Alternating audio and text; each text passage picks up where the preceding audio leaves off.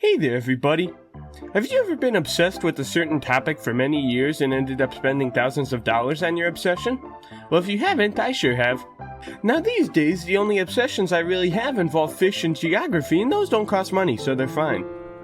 Welcome to my humble abode. But in the past, I was obsessed with the specific video game franchise for many years known as Skylanders, which cost my family a lot of money, and is what we're talking about in this video. So as most things that cost my family a lot of money happen, this obsession started with Bubaba and I being left unattended in a fast food chain.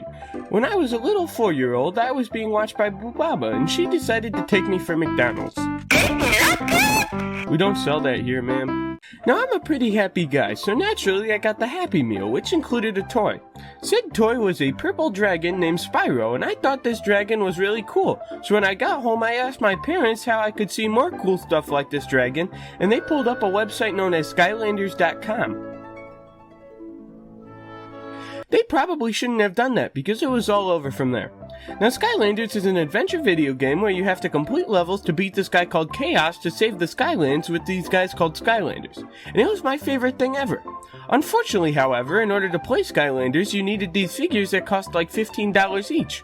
And at the time, my family not only lacked a console, but we were also fairly broke, and the starter pack where you acquire the video game cost $100, so my parents promised me that on Christmas I could get the starter pack, and in order to keep me busy, they got me my first Skylanders figure, which was named Magna Chase. Now without the game, there wasn't much I could do with Magna Chase, but Magna Chase and I still had a great time doing things like throwing him at the wall, breaking him apart and putting him back together, and balancing him on my newborn baby sister.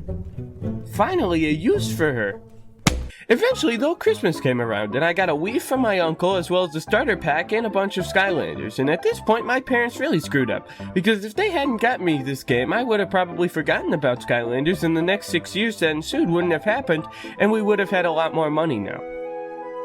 Alfred, fetch me the cornflakes and Vernors. But instead of that, for the next 6 years, all I watched on YouTube was Skylanders content. I had Skylanders everything, got every starter pack, beat every game multiple times, especially Skylanders Trap Team, because that was my favorite, amassed a collection of 300 Skylanders, 6 of those being Gilgrunt because he was my favorite Skylander, and overall wreaked havoc on my parents' bank accounts. Maybe we can eat eyebrow. Skylanders took over my life and shaped me into the man I am today, which in some ways probably could also be considered a con, because without Skylanders there's a chance I would have a girlfriend by now. Boy, I sure am glad that I started weightlifting at the age of 4 instead of obsessing over a McDonald's toy. Now I'm dragging Skylanders through the mud a lot, but the games are actually awesome. The problem was the little figures, because while they did look cool, they took up a lot of room, cost a small fortune, and really hurt to step on.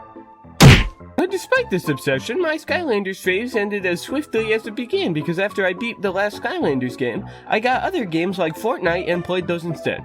Now, is Skylanders probably objectively a better game than Fortnite? Yes, but at least with Skylanders gone, my parents' financial situation got better. Oh geez, we can finally afford a vacation to Iowa. However, despite this swift ending, all my figures were still collecting dust on a shelf and occasionally falling onto my toes until 4 years after I stopped playing, when I decided to sell the valuable ones. Now I didn't realize just how much the value of certain Skylanders went up over the years until I was trying to sell my 12 most valuable Skylanders to a guy in Eau Claire, Wisconsin, and he offered me $400 for all 12 of them. $400 for 12 figures that cost my mom and dad daily foot injuries is a price I will take any day, and he made money off of them too, which means that an investment in Skylanders is probably a fairly sound investment. I'd like to purchase 300 shares of Skylanders. The rest of my non-valuable Skylanders have been sitting in a garbage bag that weighs about 80 pounds in my hallway for the past 2 years and will probably eventually be put on the curb, but currently it's staying put because I don't feel like lifting that bag, and I'm afraid of the possibility of the bag breaking. Anyway, that's about it for Skylanders. It was a great game, and I owe a lot to the franchise for making me the guy I am today, but at the same time I'm glad they're not making any more games, because that's the last thing I need. No, we can't go back. Anyway, thanks for watching.